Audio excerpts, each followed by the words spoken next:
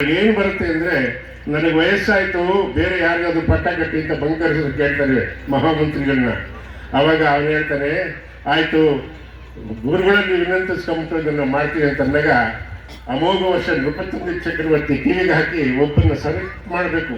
ಏಕೆಂದ್ರೆ ಎಲ್ಲ ಅಧಿಕಾರಿಗಳು, ಪ್ರತಿಯೊಂದು ಸೈನ್ಯ, ತುರಗ, ಆನೆ ಎಲ್ಲ ಅವ್ರ ಕೈಲಿರುತ್ತೆ.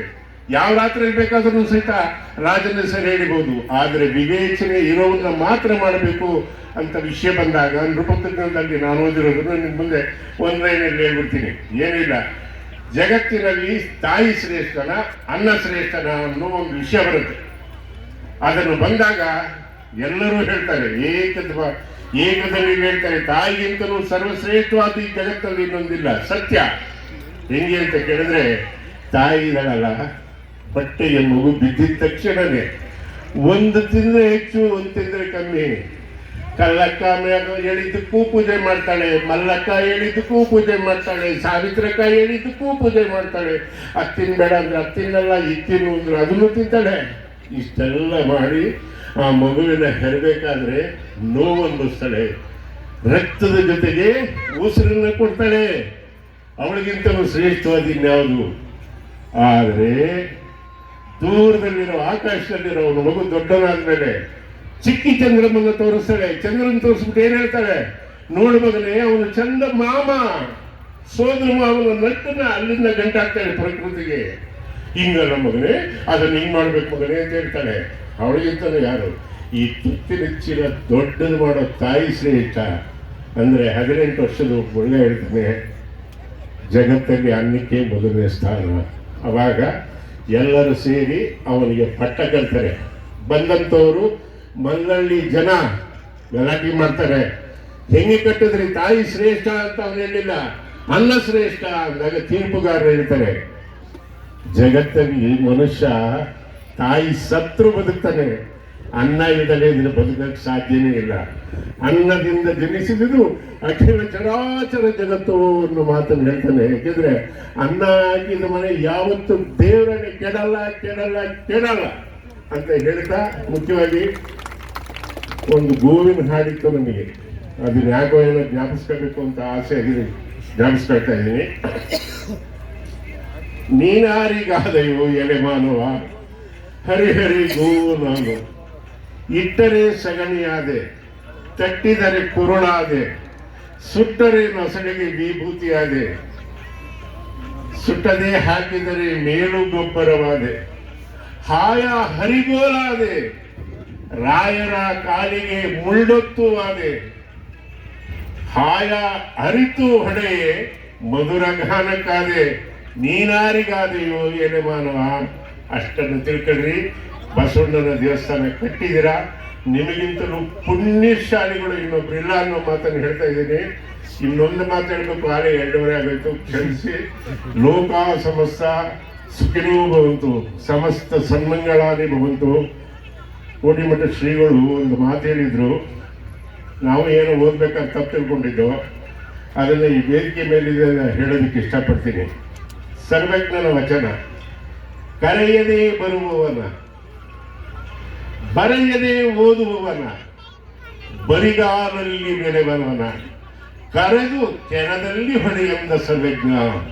ಇದರ ಅರ್ಥ ಏನು ಅಂದ್ರೆ, ಕರೆಯದೆ ಬರುವವನು ಯಾರು ಅಂದ್ರೆ, ಮನುಷ್ಯ ಕರೆಯದೆ ಬಂದ್ಬಿಟ್ರೆ ಅಂತ ಯಾರು ತಿಳ್ಕೋಬಾರ್ದು. ಕರೆಯದೆ ಬರೋದು ಯಾವುದು ಅಂದ್ರೆ ಕೋಪ, ಕೆಟ್ಟ ಕೋಪ ಕರೆಯದಲೇ ಬಂದ್ಬಿಡುತ್ತೆ. ಕೋಪನ ಯಾವನು ಮೆಟ್ಟಿ ನಿಲ್ತಾನೋ ಅವನೇ ಮಹಾನುಭಾವ ಆಗ್ತಾನೆ ಅಂತ ಹೇಳೋದಕ್ಕೆ ಇಷ್ಟಪಡ್ತೀನಿ. ಇನ್ನು ಎರಡನೇವನು ಯಾರು, ಬರೆಯದೇ ಓದುವವನ. ಯಾರು ಬರೆಯಕ್ಕಾಗ್ತಾನೆ ಬರೀ ಓದೋನು? ನಿಮ್ಮ ಕಣ್ಣು ಬರೆಯಬಹುದುತ್ತೆ, ಬರೆಯಕ್ಕೆ ಯೋಗ್ಯತೆ ಇಲ್ಲ.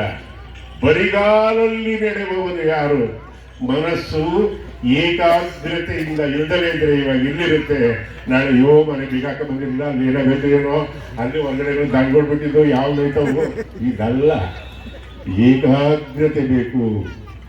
ಇವ್ರನ್ನೆಲ್ಲರನ್ನು ಕರೆದು ಕೆರೆದಲ್ಲಿ ಹೊಡಿ ಅನ್ನೋ ಮಾತನ್ನ ಸರ್ವಜ್ಞನ ವಚನದಲ್ಲಿ ಹೇಳಿದ್ರು. ಬಹಳ ಸಂತೋಷ ಆಯಿತು. ನಿಮ್ಗೆಲ್ಲರಿಗೂ ಒಳ್ಳೆಯದಾಗಿ ನಮಸ್ಕಾರ ನಮಸ್ಕಾರ.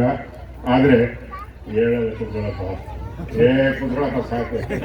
ಒಂದೇ ವಿಷಯ ಹೇಳ್ತೀನಿ, ಮರ್ತು ಸಹಿತ ನಿಮ್ಮ ಮಕ್ಕಳಿಗೆ ಇದನ್ನ ಕೊಡಬೇಡಿ, ದೇವರಾಣೆ ಕೊಡಬೇಡಿ, ಒಡೆದು ಬಿಡಿ. ಬೇಕಾದ್ರೆ ಇವಾಗ ಹೊಡಿಬೋದು, ನಾಳೆ ಹೊಡಿಯಕ್ಕೆ ಆಗಲ್ಲ. ಸ್ವಾಮಿಗಳು ಹೇಳಿದ್ರು, ನಿಮ್ಮ ಮಗ ತಪ್ಪು ಮಾಡಿದ್ರೆ ಹೇಳೋ ಯೋಗ್ಯತೆ ನಿಮ್ಗೆಲ್ಲ ಕಳ್ಕೊಂಡ್ಬಿಟ್ಟಿದ್ದೀರಾ ಅಂತ. ನಮ್ಮ ಕಾಲದಲ್ಲಿ ವೀರಾದಿ ವೀರರಿದ್ರು ಕಣ್ರಿ. ಒಂದೊಂದು ಮನೆಗೆ 8 ಮಕ್ಕಳು, 9 ಮಕ್ಕಳು, 10 ಮಕ್ಕಳು, 12 ಮಕ್ಕಳು. ಒಳ್ಳೆ ಕ್ರಿಕೆಟ್ ಮ್ಯಾಚ್ ಹೊಡಿತಾ ಇರೋರು ಹಂಗೆ ಇದ್ರು ನಮ್ಮ ಹೌದ್ರು. ಯಾಕೆಂದ್ರೆ ಯಾಕೆ ಅಷ್ಟು ಗಟ್ಬಿಟ್ಟಾಗಿದ್ರು ಅಂದ್ರೆ ಗುತ್ತೋರು, ಬಿತ್ತೋರು, ಕೇರೋರು, ತೂರೋರು, ಬೀಸೋರು, ಸೇದೋರು. ಯಾರಾದ್ರೂ ಮನೆಗೆ 50 ಜನ ಬಂದ್ರೆ ಎದುರ್ಕಂತ ಇರ್ಲಿಲ್ಲ, ಒಬ್ರೇ ಅಡಿಗೆ ಮಾಡೋರು.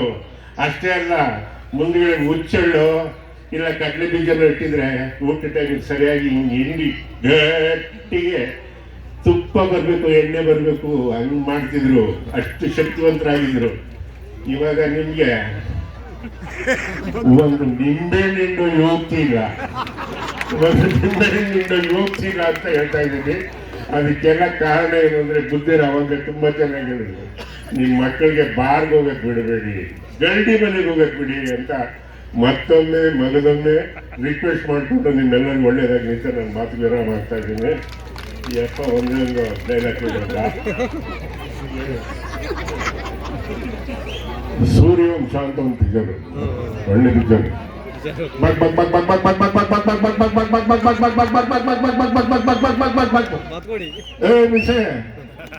ಏನು ಈ ಬಾತ್ಕೋಳಿಗಳನ್ನೆಲ್ಲ ಹೊಡ್ಕೊಂಡು ಮದುವೆ ತಿಪ್ಪಳಿಗೆ ಗಂಡು ಕರ್ಕೊಂಡು ಹೋಗಂತ ಗೌಡರ್ತೀಯ, ಎಲ್ಲಿ ಹೊಡ್ಕೊಂಡು ಹೋಗ್ತೀಯ? ಎಲೆಕ್ಟ್ರಾನಿಕ್ ಕಂಪ್ಯೂಟರ್ ಓದಿಸಿ ಓದ್ಸೋಣ ಅಂತ ನೋಡ್ದಮ್ಮವ ಹೆಂಗೆ ಕೊಟ್ಟ. ನಾ ಕೆಮ್ಮೆ ಇದ್ರೆ ನೋಡ್ತೀಯಾ, ಯಾಕೆ ನಾನು MBBS ಓದಿಸ್ಬೇಕು? ಹೋಗಲಿ ಹೋಗು, ಸೀದಾ ಹೋದ್ರೆ ಪಾಂಡುಪುರ ಸಿಗ್ತದ, ಹಿಂಗೇ ಹೋದ್ರೆ ಕೈ ನೋವಾಯ್ತದೆ, ಕೈ ಕೆಡಿಸು, ಈಗ ಹೋಗು ಪಾಂಡುಪುರ ಸಿಗ್ತದೆ.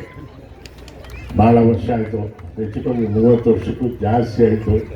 ಇನ್ನು ನೀವೆಲ್ಲ ಜ್ಞಾಪಿಸ್ಕೊಡ್ತೀರಾ ಅಂದ್ರೆ ನೀವೆಲ್ಲ ಕೊಟ್ಟಿರೋ ಭಿಕ್ಷೆ, ನೀವು ಕೊಟ್ಟಿರೋ ಪ್ರೀತಿ ಅಷ್ಟೇ ನಮ್ಮನ್ನು ಕಾಪಾಡ್ತಾರೆ. ಯಾಕೆಂದ್ರೆ ನಾವು ಮಾಡಿರೋ ಪುಣ್ಯ ಏನೂ ಇಲ್ಲ, ನಮ್ಮ ತಾಯಿ ತಂದೆ ಮಾಡಿರೋ ಪುಣ್ಯದಿಂದ ನಾವು ಇವತ್ತು ನಿಮ್ಮ ಎದುರುಗಡೆ ನಿಂತಿದ್ದೀವಿ. ಅತ್ಯಂತ ಬಡವರು ಮಗ ನಾವು. ಸ್ವಾಮಿಗಳು ಹೇಳ್ತಾ ಇದ್ರು, ವಾರಕ್ಕೆ 1 ದಿವಸನೋ 2 ದಿವಸನೋ ಉಪವಾಸ ಇರಿ ಅಂತ. ಆದರೆ ನಮ್ಮ ಜೀವನದಲ್ಲಿ ನಾವು ದುಡಿಯಂಗಾಗೋವರೆಗೂ ಉಪವಾಸ ಇದ್ದಿದ್ದು ಜಾಸ್ತಿ, ಅದಕ್ಕೆ ಒಂದು ಸ್ವಲ್ಪ ಜಾಸ್ತಿ ತಿಂತೀವಿ.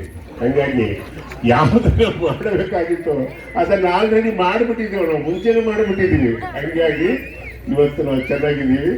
ನಿಮ್ಮ ಮಕ್ಕಳಿಗೆ ಒಳ್ಳೆ ಸಂಸ್ಕಾರ ಕೊಡಿ, ಒಳ್ಳೆ ಸಂಸ್ಕಾರ ಕೊಡಿ ಅಂತ ಬೇಡ್ಕೊಂಡು ನನ್ನ ಮಾತಿಗೆ ವಿರಾಮ ಹಾಕ್ತೀನಿ. ನಮಸ್ಕಾರ. ಕನ್ನಡದ ಅಭಿಜಾತ ಕಲಾವಿದ ಶ್ರೀ ದೊಡ್ಡಣ್ಣನವರು ಈ ಸಂದರ್ಭದಲ್ಲಿ ನಮ್ಮೊಟ್ಟಿಗಿದ್ದು ಅನುಭವದ ಮಾತುಗಳ ಮೂಲಕ ನಮ್ಮೆಲ್ಲರಿಗೂ ಸನ್ಮಾರ್ಗವನ್ನ ತೋರಿದ್ದಾರೆ.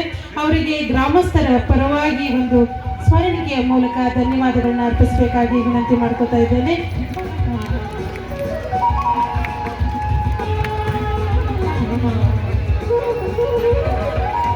ದೊಡ್ಡಣ್ಣನವರು ಕನ್ನಡ ಚಿತ್ರರಂಗದಲ್ಲಿ ಸಕ್ರಿಯವಾಗಿರುವ ಅಪರೂಪದ ಪ್ರತಿಭೆ. ಖಳನಟನಾಗಿ ಚಿತ್ರರಂಗ ಪ್ರವೇಶಿಸಿ ನಂತರ ತಮ್ಮ ಹಾಸ್ಯದ ಮೂಲಕ ಅಪಾರ ಕನ್ನಡ ಸಿನಿರಸಿಕರನ್ನ ಸಂಪಾದಿಸಿರುವ ನಮ್ಮ ಹೆಮ್ಮೆಯ ಹಾಸನದ ಸುಪುತ್ರ. ಹಾಸ್ಯದ ಜೊತೆಗೆ ಜಾನಪದ ಕಥಾವಸ್ತುವಿನ ಪಾತ್ರಗಳಲ್ಲಿ ಇವರೇ ಸರಿಸಾಟಿ. ಈಗ ವಿಜಯಪುರ ಜಿಲ್ಲೆಯಿಂದ ಬಂದಿರುವಂತಹ ಶ್ರೀ ರೇವಣಸಿದ್ದೇಶ್ವರ ಕಲಾ ತಂಡದಿಂದ ಡೊಳ್ಳಿನ ಪದವನ್ನ ಪ್ರಸ್ತುತಪಡಿಸ್ತೇವೆ.